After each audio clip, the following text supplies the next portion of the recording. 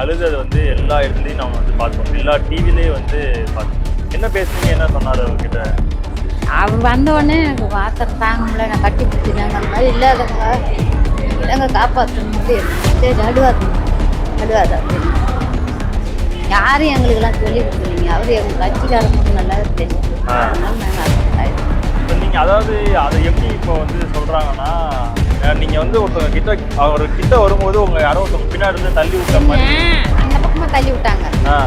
நீங்கள் யார் மாநில கேட்டாங்க, நான் எங்கள் வீட்டுக்காரர் தான் சொன்னேன். அப்படின்னா நீங்கள் இங்கே வந்துருக்குமா, நீங்கள் அவங்களுக்கு ஏதாச்சும் கேட்பாங்க, நீங்கள் கால் அடிச்சு வந்துருக்குன்னு பார்த்தாரு. அவங்க கூட வந்தவங்க தான், எங்களுக்கு சொந்தக்காரங்களாம் யாரும் இல்லை.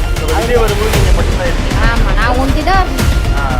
அப்புறம் யாரும் ஏன்னா அவங்க என்ன ஒரு இந்த சமூக வலைதளத்தில் என்ன சொல்லிட்டாங்க அப்படின்னா, காலில் விழுக சொல்லி யாருமே யாரும் உதவி பண்ண ஆளே கிடையாது. என்னன்னா யாரும் தள்ளிதான் உடனே இல்லை, அவர் காலில் போய் விழு அப்படிலாம் இல்லைங்க.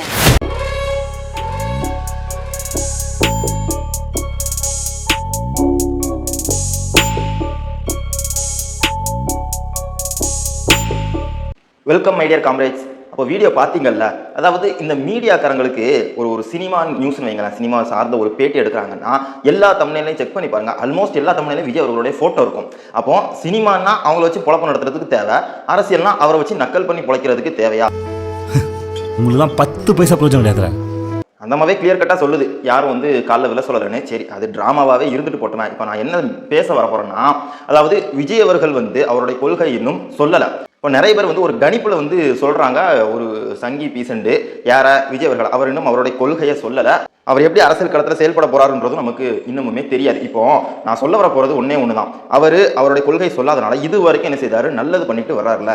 இந்த நல்லதை விமர்சிக்கக்கூடிய எச்சங்கள் வந்து எங்கேருந்து வர்றாங்கன்னு தான் தெரில. இப்போ அவர் அரசியல் ஆதாயத்திற்காகவே காசு கொடுக்குறாரு, நிவாரணம் கொடுக்குறாருன்னே வச்சுக்குவோமே. இப்போ விஜய் அவர்களுக்கு கொடுக்கக்கூடிய சம்பளம்ன்றது ஒரு 150 crore வாங்குறாருன்னு வைங்க, நம்ம எல்லாத்துக்கும் பப்ளிக்காக தெரியுது இல்லை, தெரிஞ்சு தானே வாங்குறாரு. இப்போ அதில் இருந்தாலும் செலவு பண்ணுறாரு. அப்போ இது சம்பாதிச்ச காசு தானே, சொல்லுங்க. இதில் என்ன தப்பு இருக்குன்றதான் என்னுடைய கேள்வி. அப்போ அவர் செய்யக்கூடிய நல்லதை வந்து பாராட்டுறதுல என்ன பிரச்சனை? இப்போ அனிதா சம்பத் அவர்கள் ஒரு ட்வீட் போட்டாங்கன்னா அதை லிங்க் பண்ணி தப்பாக வந்து கிளப்பி விட்டு அதை விஜய் அவர்களை எதிர்த்து பேசுன மாதிரியும் இந்த மாதிரி வந்து எச்சப்பழக்கம் பண்ணிக்கிட்டு இருக்காங்க இந்த மீடியாக்காரங்க.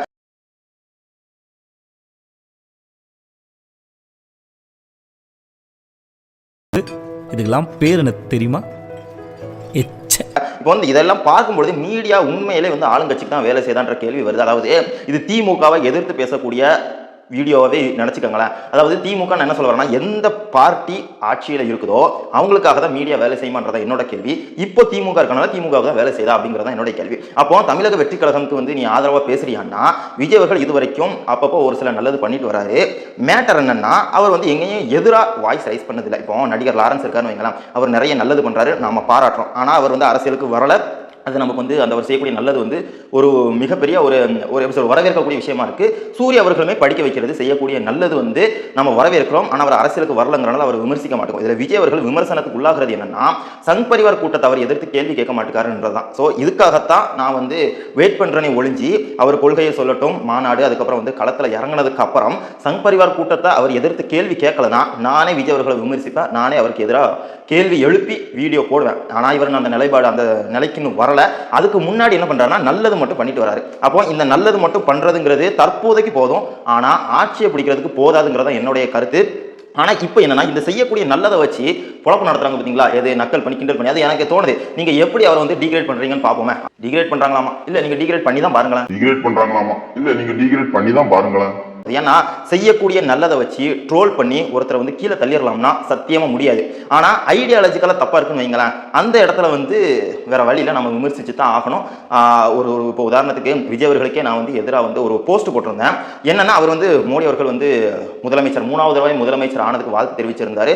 விடுதலை சிறுத்தை கட்சிகள் வந்து மாநில கட்சி அங்கீகாரம் பெற்றதுக்கும் வாழ்த்து தெரிவித்திருந்தாரு. எனக்கு என்னன்னா, பாஜகவும் விசிகாவும் ஒன்னான்னு தோணுச்சு.